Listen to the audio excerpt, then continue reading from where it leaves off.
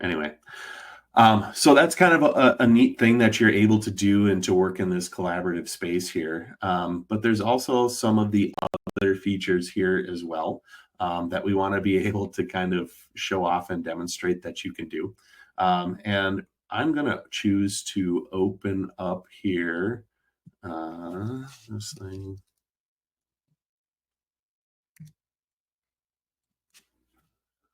As he's trying to drop in pictures to show you that you can do that. There's a widget in here that I think is kind of fun, and it's the photo booth. So I can open up a kind of old Polaroid camera thing here, and if I go and hit the button, it will open up the photo booth.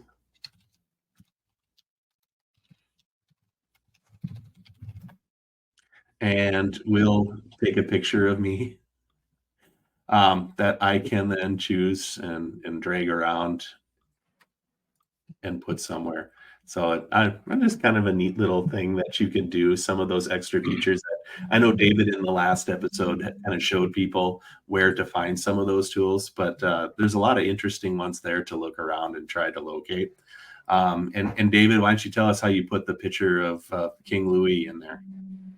Yeah, so I'm actually doing two things. So as I'm collaborating in the space with Jeremy, if you click, so next to the widget area where you have in the bottom right of Jeremy's screen, if you look at where he had the Polaroid camera, there's a plus button. And if you go to the plus button and you hit more from the tab, you can actually, so you'll have to clear there.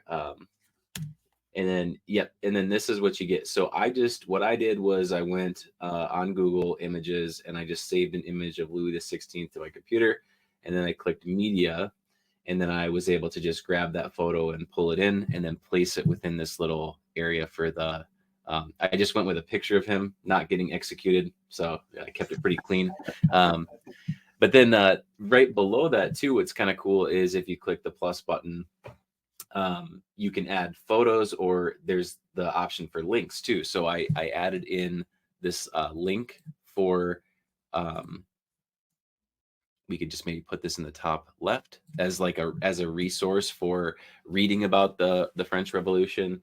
And you could put it in this timeline, or maybe what we want to do is have like a section 2 and put in like resources for, that we used for our timeline. Or you could really do whatever you want with it. Zoom out and put like a new section somewhere like Jeremy's doing there. And then we could move that over to here and have a listing of our resources. So,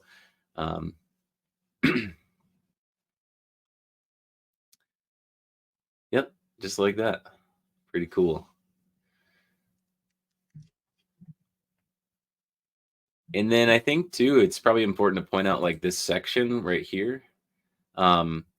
You could always try to add things in, maybe do it like this and make your timeline a little bit smaller, and then add other dates and move some things over, because this is a great start, but maybe 6 is not enough for what you're trying to achieve. Maybe your teacher was like, oh, you've got to have, here's your timeline structure. I want you to have 10 significant dates from the French Revolution on your timeline. And those could maybe vary. Maybe you'd have like the starting and the end be the same, but then the students could kind of pick and choose what happens in between and some significant events that they find. So you could see, like, for example, I can totally move this over, right? And I could even select this item, say, and this item, and I just copied and pasted another box, right? So here's a quick and easy way. And then if I grab this again, quick and easy way to drop another event into that timeline that fits in a different location. And you can also probably do the same thing here if I selected one of these shape tools, right? And I bring square out here, for example. I can always then move that on here, add one of the connector tools from on there, which it's hard for me to grab the connector tools. There we go. and link it on there. Of course, you know, what you can do here as well is it doesn't have to be this color, right? I can choose and make it one of these other colors if I have it selected right. Come on. Oh, there's a new text box with it. I could delete this one. If it's selected, like I said, sometimes it's hard to select different things and move them around, but you get the idea, right? We can explore how to add to it and make it more of what you're looking for. Yeah, very cool. Yeah. There are spots on here, you know, if this is a collaborative thing, that I can, you know, give some comments and feedback for over here onto the side if that was something that was being added. You know, another thing that I can do here is, you know, maybe want to change the title of this, which we haven't really done that before, but just a good idea to do. Other things that are on here that are kind of fun, like we talked about before, sometimes you just need to go and explore some of those other features that are available to you. I'm going to show this one here, but I think we're going to do something with this a little bit later.